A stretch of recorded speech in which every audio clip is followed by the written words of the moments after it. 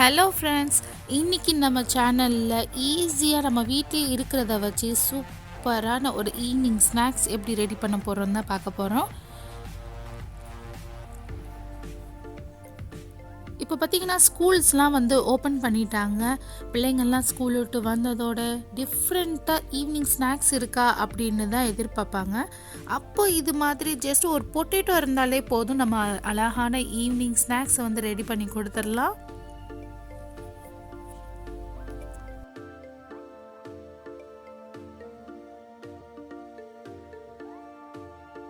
நான் இதுக்கு பெரிய பொட்டேட்டோ 2 பொட்டேட்டோ எடுத்துக்கிறேன்.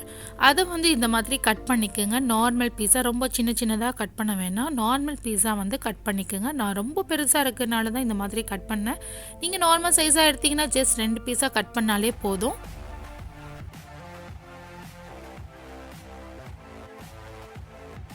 இப்போ தண்ணியை நல்லா கொதிக்க வச்சுக்கோங்க. நல்லா கொதிக்க வச்சதுக்கப்புறம் கொஞ்சமாக ஒரு 1/2 ஸ்பூன் சால்ட் ஆட் பண்ணிக்கோங்க. அது கூட நம்ம கட் பண்ணி வச்சிருந்த எல்லா பொட்டேட்டோவும் அதில் ஆட் பண்ணிடணும்.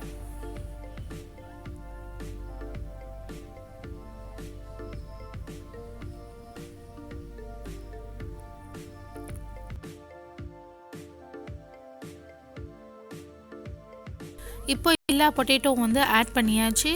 இதை நல்லா பாயில் ஆகிற வரையும் நம்ம வெயிட் பண்ணணும். நல்லா மூடி வச்சுட்டு நல்லா அவிச்சு எடுத்துடணும்.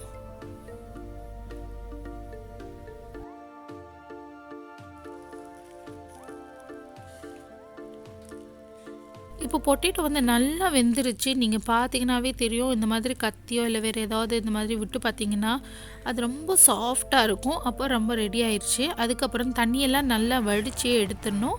நல்லா தண்ணியெல்லாம் வடிஞ்சதுக்கு அப்புறமா கொஞ்சம் சூடு போனதோட, ரொம்ப சூடு ஆறிடாமல் பார்த்துக்கணும். நான் கொஞ்சம் சூடாக இருக்கும் போதே நல்லா மசிச்சாதான் நம்மளுக்கு நல்லா அது சாஃப்ட் ஆகும். இல்லைன்னா கொஞ்சம் ஹார்ட் ஆயிரும்.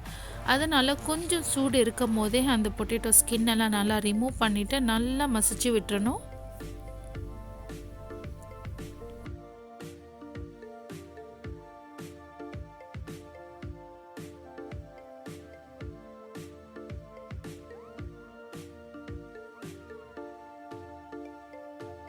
இப்போ நல்லா பிசையணும். கையால் பிசைகிறது ரொம்ப பெஸ்ட்டாக இருக்கும். பட் கொஞ்சம் சூடாக இருக்கறனால ஃபஸ்ட்டு இந்த மாதிரி பண்ணிவிட்டு அதுக்கப்புறமா நான் கையால் நல்லா பிசைஞ்சிடுவேன்.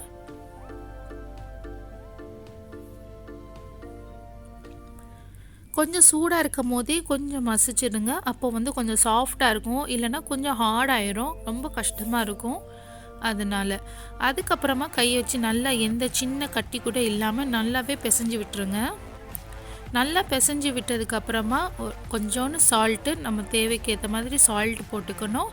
அதுக்கப்புறம் அரிசி மாவு பார்த்திங்கன்னா நான் 2 பெரிய பொட்டேட்டோ எடுத்ததுக்கு ஒரு 5 ஸ்பூன் அளவு எடுத்திருக்கேன்.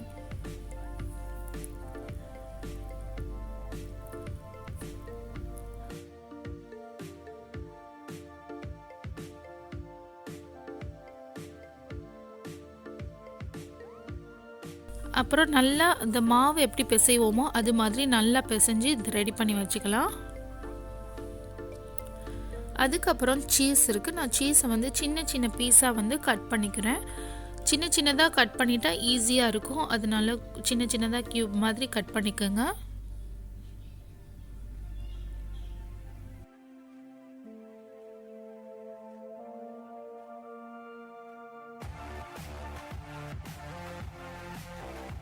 இந்த சீஸ் தான் நீங்கள் வைக்கணும் அப்படின்னு இல்லை. உங்கள்கிட்ட எந்த சீஸ் இருக்குதோ அந்த சீஸ் வச்சுக்கோங்க.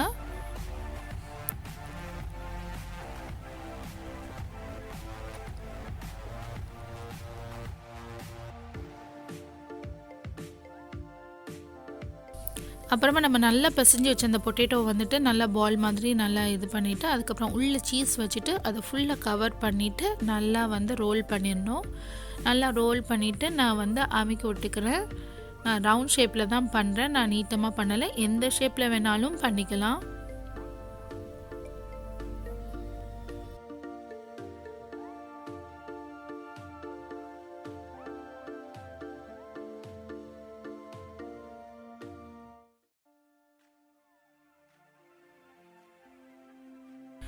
நினச்சோன்னே உடனே பண்ணிடலாம் இந்த இதை.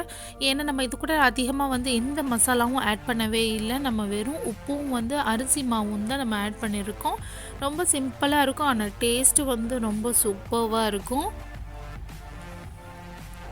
இப்போ இது எல்லாத்தையும் ரெடி பண்ணி வச்சாச்சு. ரெடி பண்ணதுக்கப்புறமா ஆயில் வந்து கொஞ்சம் நல்லா சூடாக இருக்கணும். ரொம்ப சூடாக இல்லாமல் நார்மலாக இருக்கணும். அந்த டைமில் எல்லாத்தையும் நம்ம ஆட் பண்ணிக்கணும்.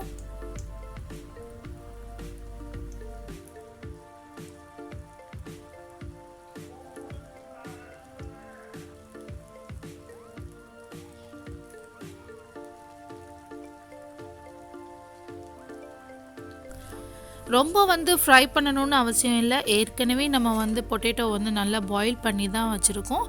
அதனால மேலே வந்து லைட்டாக ப்ரௌனாக வந்துச்சுன்னா போதும், எடுத்துடலாம்.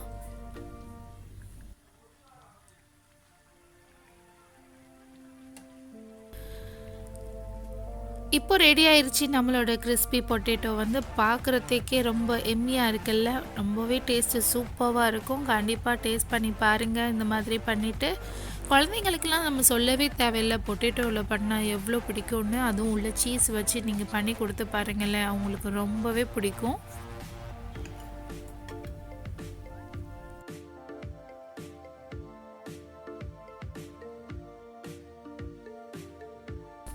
இப்போது வந்து இந்த பொட்டேட்டோ வந்து எவ்வளோ கிறிஸ்பியாக இருக்குது, உள்ளே வந்து சீஸியாக இருக்குது அப்படின்னு நான் காட்டுறேன் பாருங்கள்.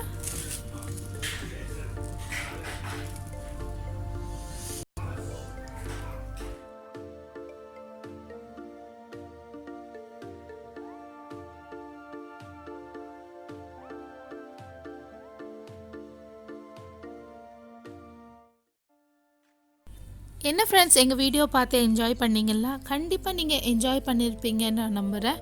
உங்களுக்கு பிடிச்சிருந்துச்சின்னா லைக் பண்ணுங்கள், கமெண்ட் பண்ணுங்கள், ஷேர் பண்ணுங்கள். எங்கள் சேனலை இன்னும் நீங்கள் சப்ஸ்கிரைப் பண்ணாமல் இருந்தீங்கன்னா உடனே சப்ஸ்கிரைப் பண்ணிவிடுங்க.